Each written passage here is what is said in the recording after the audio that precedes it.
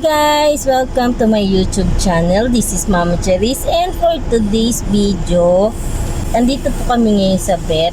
Kasi ang isa sa alaga ko is 46 days na po siyang preggy. So, ngayon po is ipapacheck up ko siya. Actually, pang second time na po niya na mapacheck up sa vet.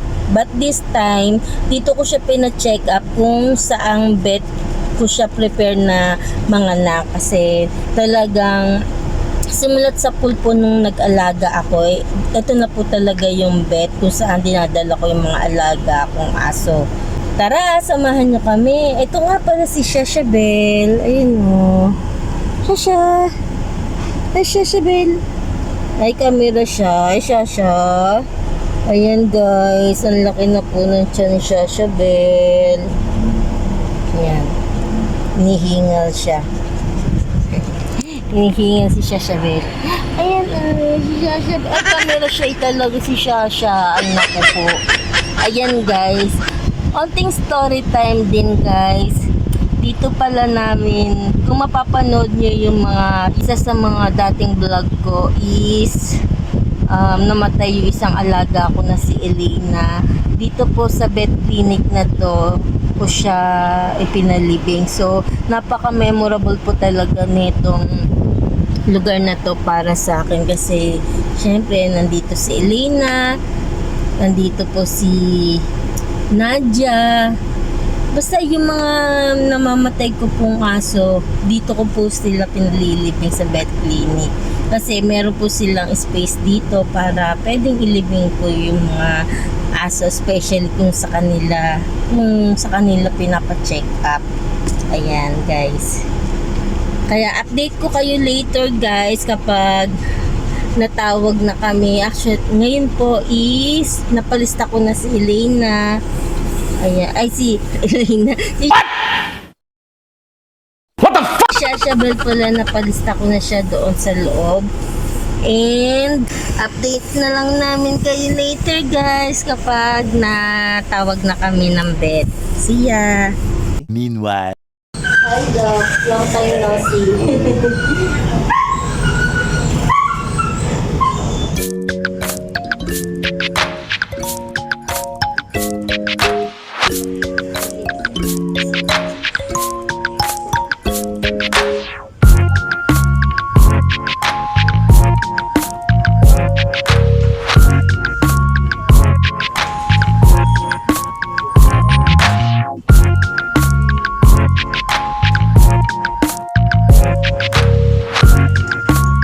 meanwhile, Uy, kaya hindi ka na-expect na July 30. Opo.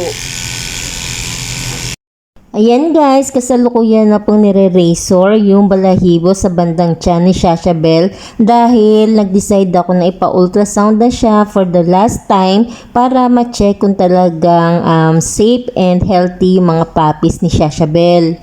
At para ma-check na rin kung kailan talaga ang due date ni Shasha Bell. Mahirap na kasi mamaya nagle-labor na pala siya, hindi namin alam. Dun kasi sa unang clinic na pinag-check-upan namin, iba yung sinabing date. 2 days lang naman ang difference ng date na binigay dun sa unang clinic at dito sa clinic na pinag-check-upan namin ngayon. Pero dito kasi, total naman dito manganganak si Shasha Bell, mas okay na dito yung sundin namin na due date na binigay ng vet. Dalawa lang, te. Ang bilis do, wala pa nga. Dalawang beses na pagkakamali na. Bilangin ko lang na So,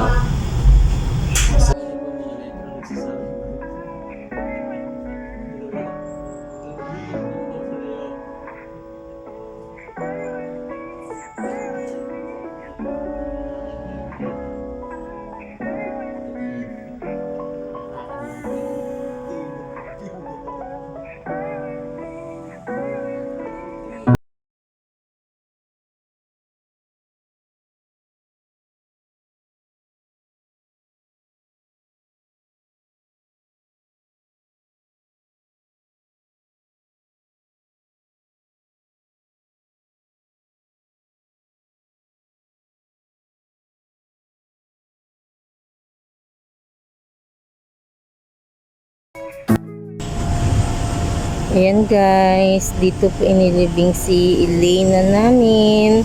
Si Elena po yung mama ni Shashabel.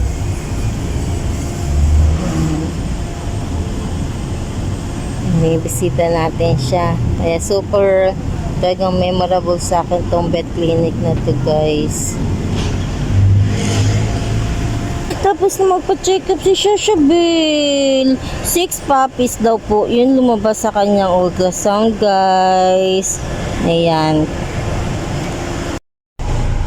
Ayan guys, tapos na po yung check-up ni Shashabel and pina-ultrasound ko na rin siya kasi para makita na vet kung okay ba yung heartbeat ng mga puppies niya and para malaman na rin kung ilan yung puppies ni Shashabel. Ayan na, Shashabel.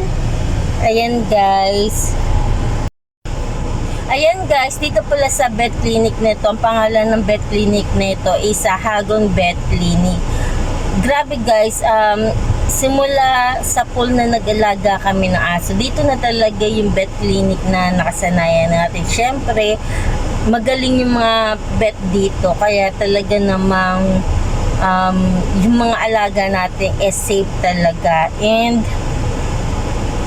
si Elena po kasi yung aso ko na namatay, dito talaga siya nanganak. So talagang parang gamay ko na rin yung kung paano sila dito mag-asikaso ng mga aso. Kaya magiging kampante ako if ever na ipa-board natin si Shashabel dito guys. Ayan o.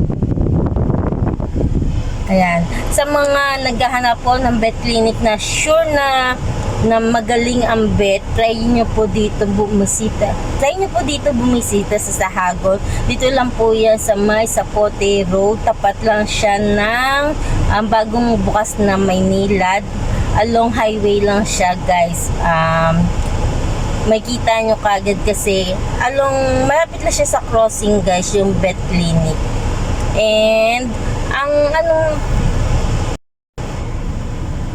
check-up pala dito is guys, 350 pesos. Yung kanyang ultrasound is nagkakahalaga ng 600 pesos. Ayan, para sa mga may magiging for mom, ayan, magiging for lola, at least may idea kayo kung magkano yung ultrasound dito. Ayan guys.